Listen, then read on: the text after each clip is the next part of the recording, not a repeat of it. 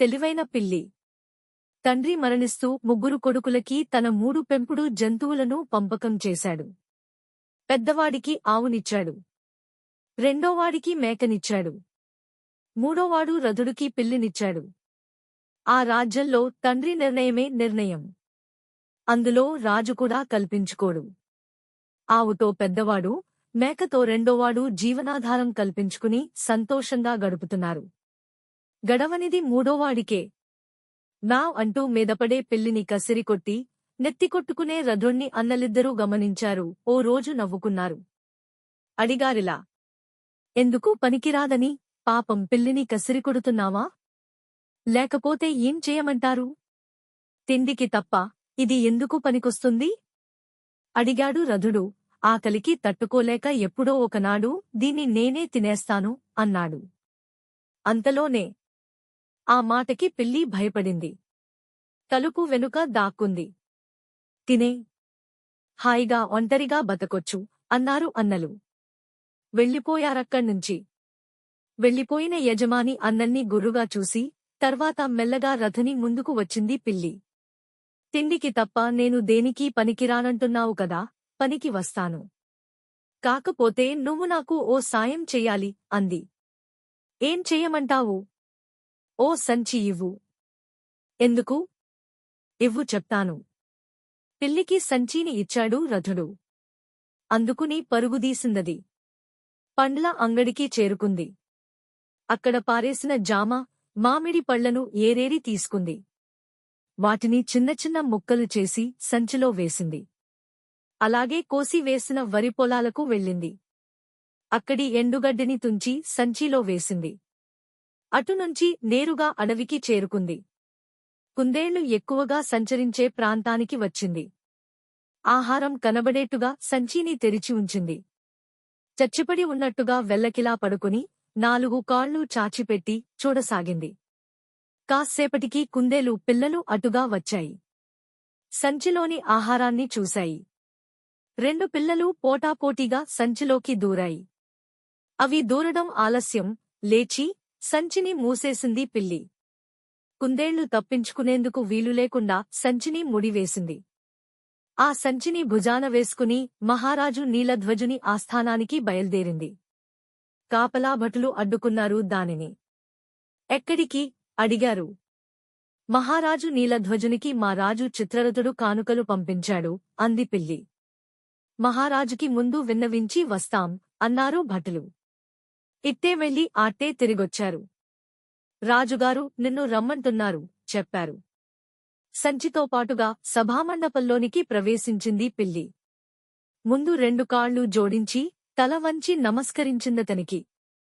తర్వాత ఇలా అంది. మహారాజా, మీకు కుందేలు మాంసం అంటే ఇష్టమని మా రాజు చిత్రరథుడు 2 కుందేళ్లు పంపించాడు.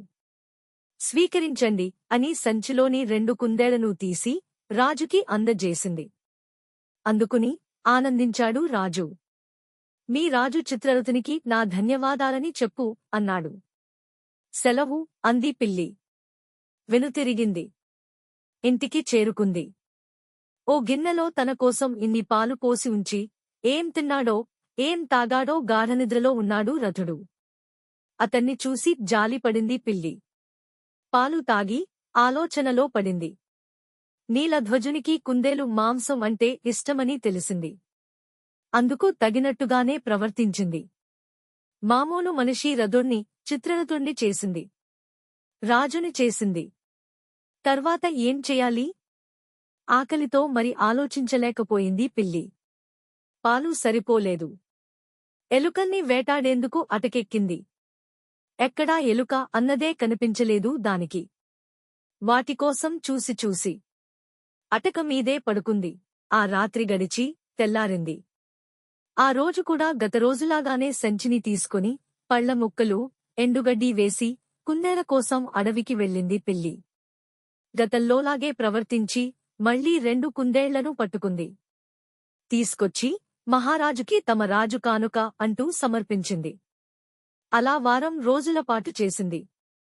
రాజుకి బాగా దగ్గరైంది. చిత్రరథుని కానుకలు నీ సేవలు మరువలేనివి. మా బహుమానాన్ని కూడా స్వీకరించండి అని ఓ బంగారు గొలుసు పిల్లి మెడలో వేశాడు రాజు.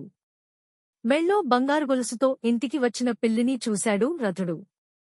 ఎక్కడిది ఈ గొలుసు? ఎక్కడ దొంగిలించావు? అడిగాడు. కోపంతో కొట్టబోయాడు. అతన్ని వారించి విషయం అంతా వివరంగా చెప్పింది పిల్లి. ఇదంతా నీకోసమే. నిన్ను నిజంగా రాజుని చేయడం కోసమే అంది. ఆశ్చర్యపోయాడు రథుడు.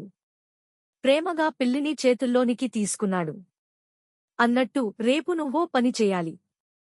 ఏం చేయాలో చెప్పు. రేపు నదీతీరంలో నువ్వు నగ్నంగా స్నానం చేయాలి అంటూ మర్నాడు రథుడు ఎలా ప్రవర్తించాలో అంతా వివరంగా చెప్పింది. అమ్మో! చాలా పెద్ద ఆలోచనే అన్నాడు రథుడు. విజయం సాధించి నేను ఏ మేరకు పనికి వస్తానో నీకు నిరూపిస్తాను అన్నది పిల్లి.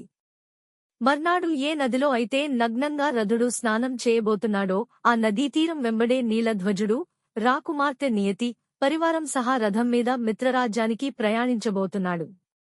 ఆ విషయం తెలుసుకుంది పిల్లి. అందుకు అనుగుణంగా పావులు కదపింది. చూస్తూండగానే తెల్లారింది. పిల్లి చెప్పినట్టుగానే రథుడు నదిలో నగ్నంగా స్నానం చేయసాగాడు. రాకుమార్తె నియతి పరివారం సహా మహారాజు రథం మీద తీరం వెంబడి రావడాన్ని గమనించింది పిల్లి. పరిగెత్తుకుని రాజు రథానికి ఎదురెళ్ళింది. గగ్గోలుగా ఇలా అంది. మహారాజా! మా రాజు చిత్రరథుడు నదిలో కొట్టుకుపోతున్నాడు. కాపాడండి మహారాజా! కాపాడండి! నది వైపు చూశాడు రాజు. చిత్రరథుడు నదిలో కొట్టుకుపోతున్నట్టుగా కనిపించిందతనికి. ఆందోళన చెందాడు. పరివారాన్ని ఆజ్ఞాపించాడిలా, వెళ్ళి చిత్రరథుణ్ణి కాపాడండి. పరిగెత్తుకుని వెళ్లి నదిలో కొట్టుకుపోతున్నట్టుగా నటిస్తున్న రథుణ్ణి కాపాడింది పరివారం.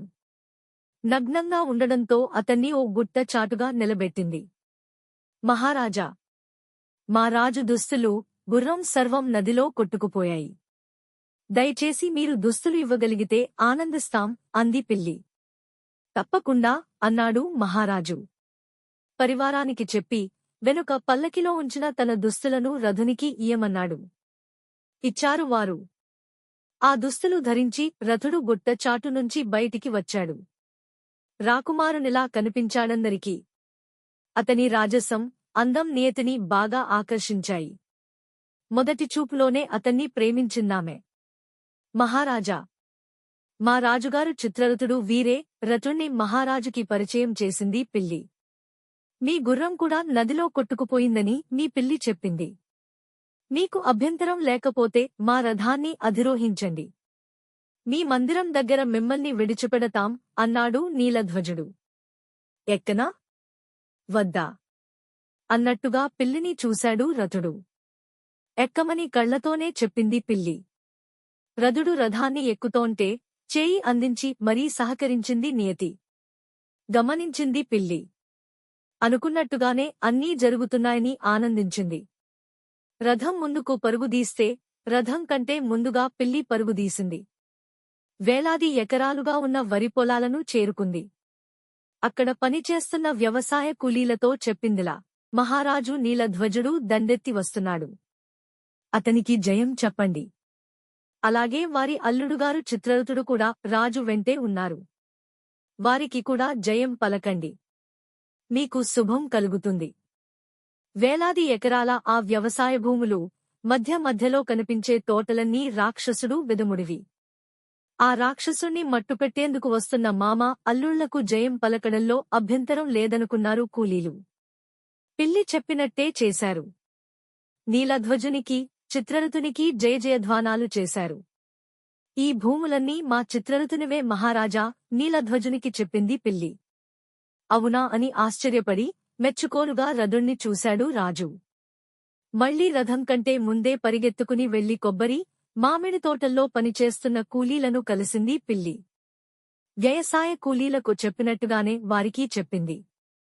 నీలధ్వజునికి, చిత్రరథునికి జయజయధ్వానాలు వినిపింపజేసింది. ఈ తోటలు కూడా మా రాజుగారివే మహారాజా అంది పిల్లి.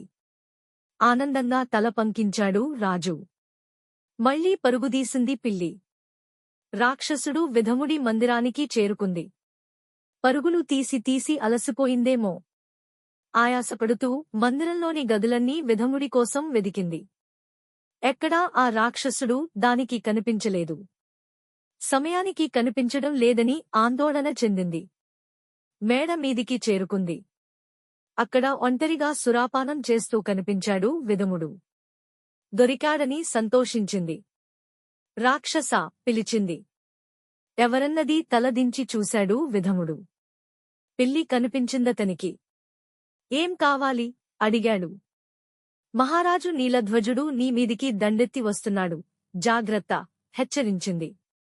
రాణి, వాడి అంతు చూస్తాను అన్నాడు విధముడు.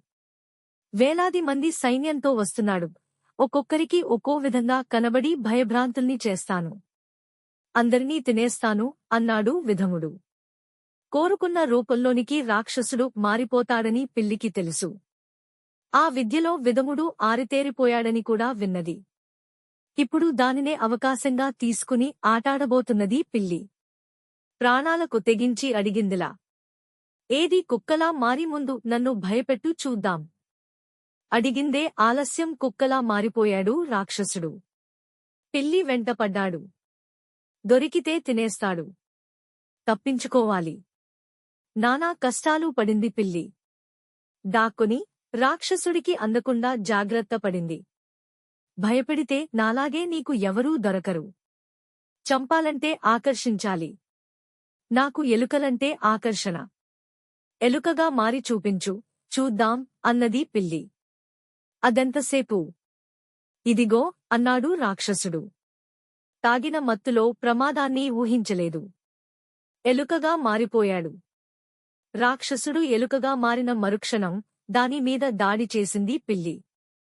కాళ్లతో పట్టి, నోటితో కొరికి ముక్కలు చేసింది దాన్ని. చంపేసింది. తినేసింది. కడుపు నిండా రాక్షసుణ్ణి తిని, బ్రేవున తేంచి, తీరిగ్గా నీలధ్వజుని రథానికి ఎదురొచ్చింది పిల్లి. రండి మహారాజా. ఈ మందిరమే మా చిత్రరథుని మందిరం అంది. రాజుని, రాకుమార్తెను తోడుకుని లోనికి తీసుకుని వెళ్ళింది. లెక్కలేనన్ని గదులు. ప్రతి గది చూడముచ్చటే. వజ్ర వైడూర్యాలు, మణిమాణిక్యాలు, బంగారంతో మెరిసిపోతున్నాయి గదులన్నీ. బాగుంది మీ మందిరం. చిత్రరథుణ్ణి మెచ్చుకున్నాడు రాజు.